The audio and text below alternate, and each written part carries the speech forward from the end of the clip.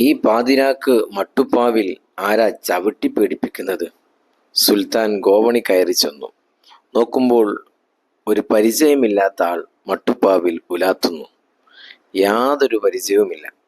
സുൽത്താനെ കണ്ടിട്ടും മുഖത്ത് തെല്ലും ഭാവമാറ്റവുമില്ല അദ്ദേഹത്തിന്.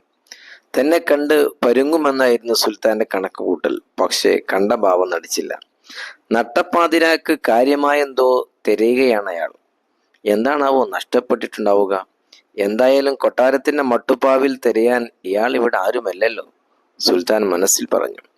ഏയ്, എന്താണിവിടെ? ഞാൻ ഇബ്രാഹിം, ബൽഖിലെ സുൽത്താനാണ്. എൻ്റെ കൊട്ടാരമാണിത്. നിങ്ങൾ ആരാണ്? അദ്ദേഹം തല ഉയർത്തി നോക്കി. ആദ്യമായി സുൽത്താനെ കാണുന്നത് പോലെ. ഞാനൊരു ഫക്കീറാണ്. നിങ്ങൾ കരുതും പോലെ എനിക്ക് ദുരുദ്ദേശങ്ങളൊന്നുമില്ല. ജീവിക്കാനൊരു വകയുമില്ലാത്ത ആളാണ്. ആകെയുള്ള സമ്പാദ്യം ഒരു ഒട്ടകമായിരുന്നു. അത് ഇവിടെ എങ്ങാനും ഉണ്ടോ എന്ന് നോക്കുകയാണ്.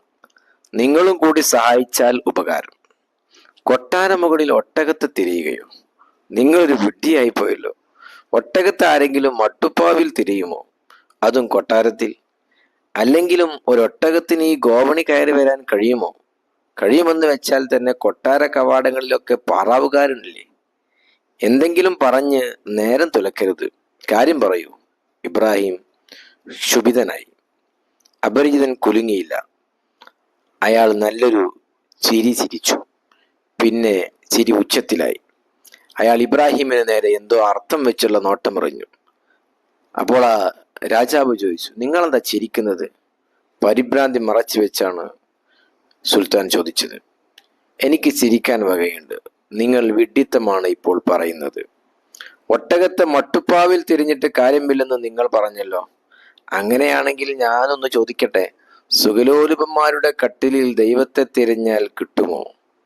നിങ്ങളുടെ ഈ സിംഹാസനത്തിലിരുന്ന് നിങ്ങൾക്കെങ്ങനെ നാഥനെ കാണാനാകും? മട്ടുപ്പാവിൽ ഒട്ടകത്തെ തിരഞ്ഞ ഞാനാണോ വിഡ്ഢി? അതല്ല, നിങ്ങളാണോ വിഡ്ഢി? ഇബ്രാഹിമിന് നാവിറങ്ങിപ്പോയി. മറുത്തൊന്നും പറയാൻ കഴിഞ്ഞില്ല. ഇടിവെട്ടേറ്റ പ്രതീതി. തൂപ്പുകാരി പറഞ്ഞതിനേക്കാളേറെ മൂർച്ച. പല്ലുകൊണ്ട് കടിയേറ്റാൽ അത് സുഖം പ്രാപിച്ചേക്കാം. എന്നാൽ ചില നാക്കുകൊണ്ട് മുറിവേറ്റാൽ ഉണങ്ങാൻ ഇത്തിരി പാടാണ്. കണ്ണിമകളൊന്ന് പൂട്ടിത്തുറന്നിട്ടേ ഉണ്ടായിരുന്നുള്ളൂ. അപരിചിതൻ അപ്രത്യക്ഷനായി. അദ്ദേഹത്തെ എവിടെയും കാണാനില്ല.